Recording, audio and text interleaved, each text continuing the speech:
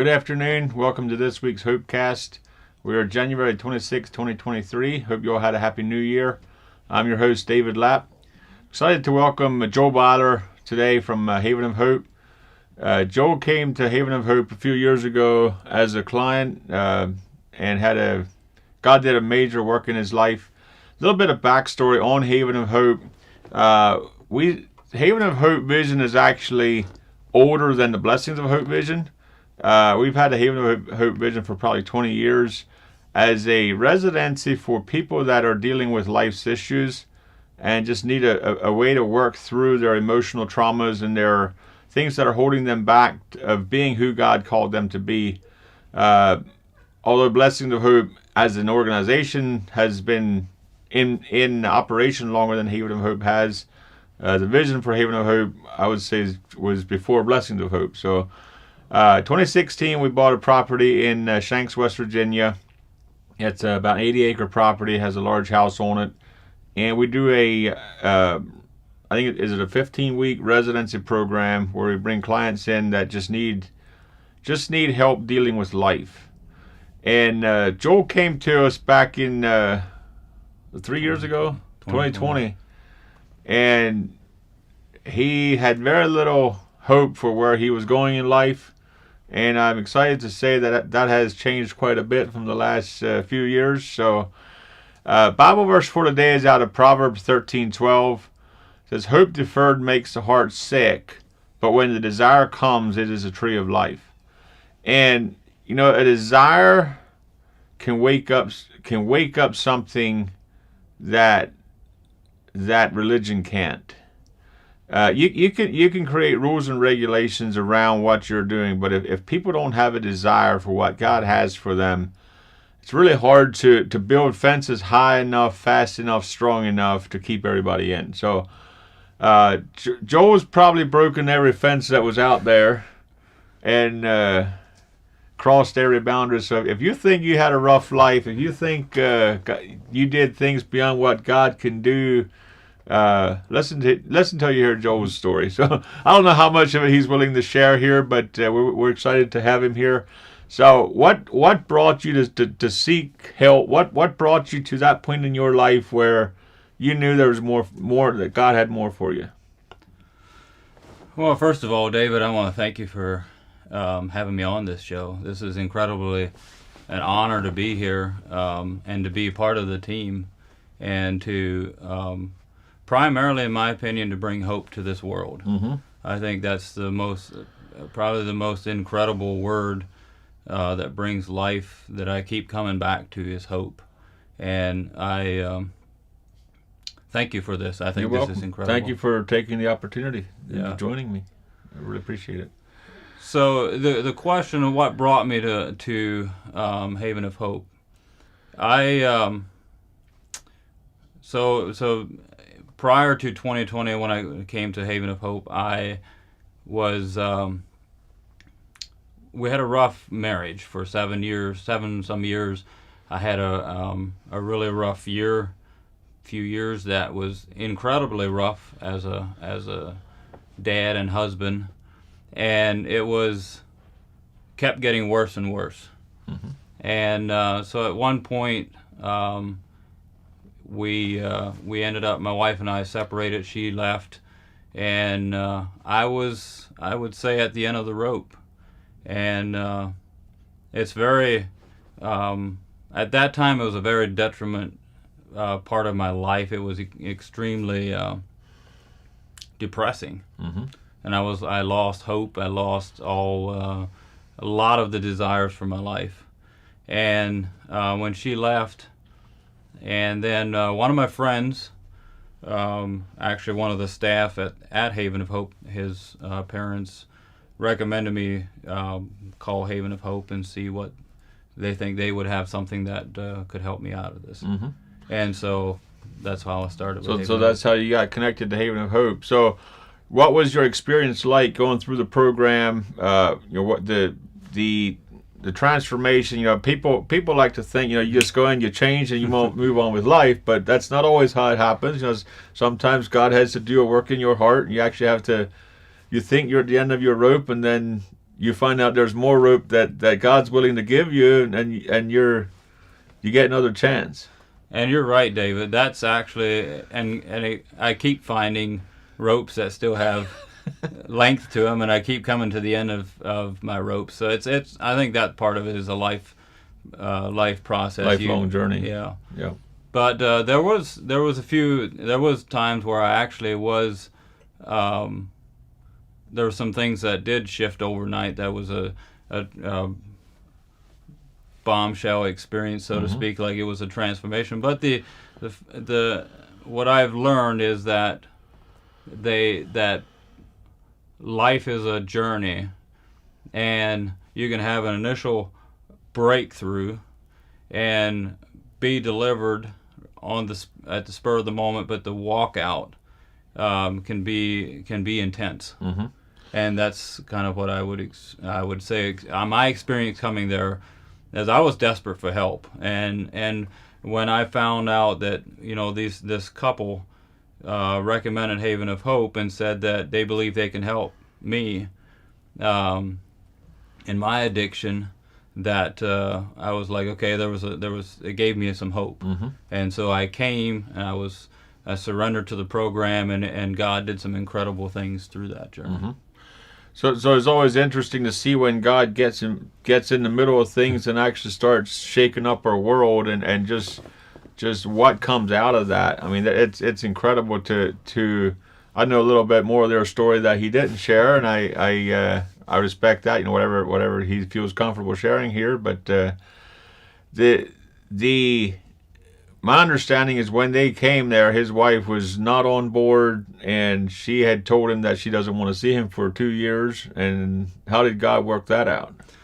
Well, that's gonna that could take a while. So that she was definitely not on board. I would say she was done with. She was done with you saying words and not following through. Exactly. Yeah. And that's exactly what you said earlier. You cannot build fences high enough.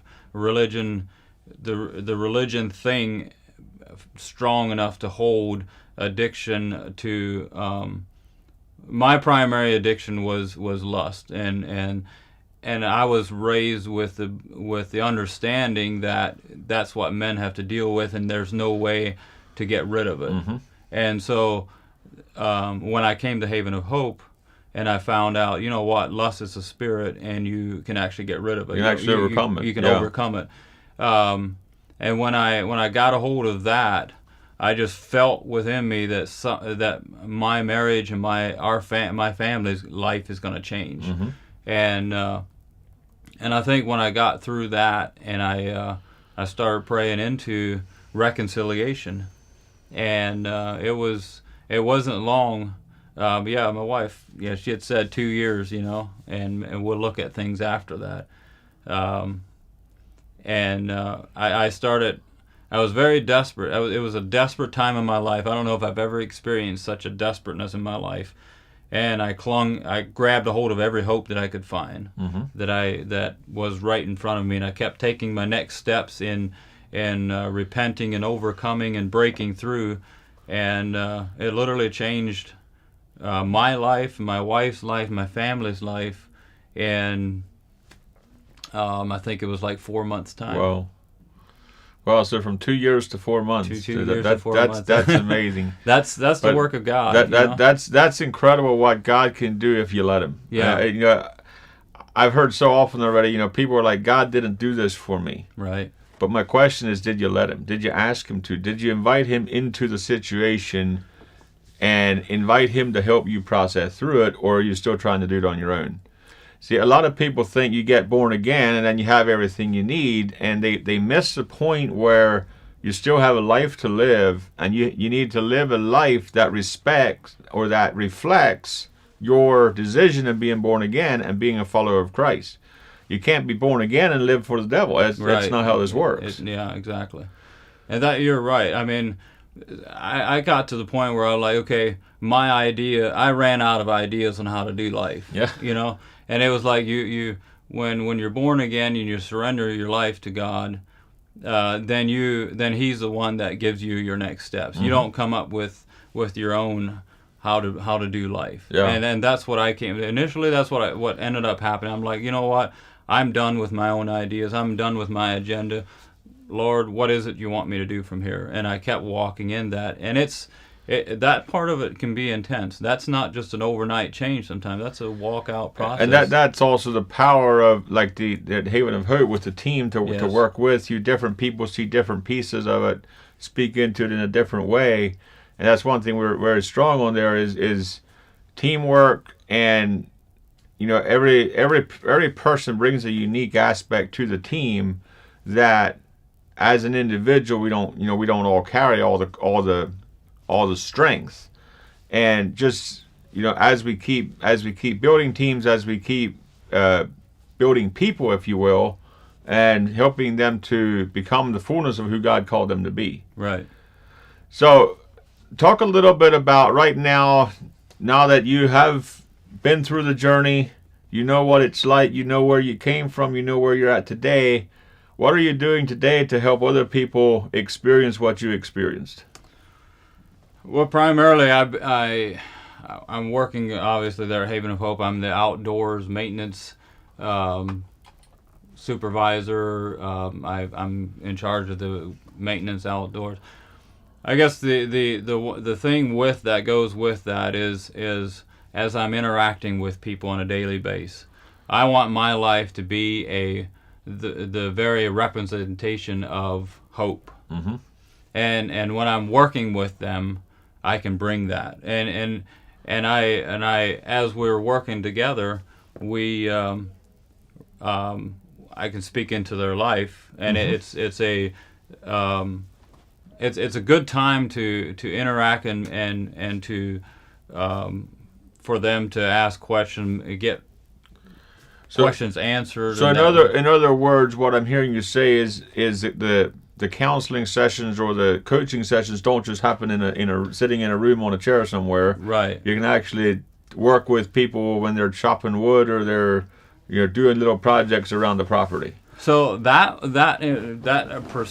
is, in my perspective, probably the most interesting one about Haven of Hope. That I've been at another home years ago when I was a teenager.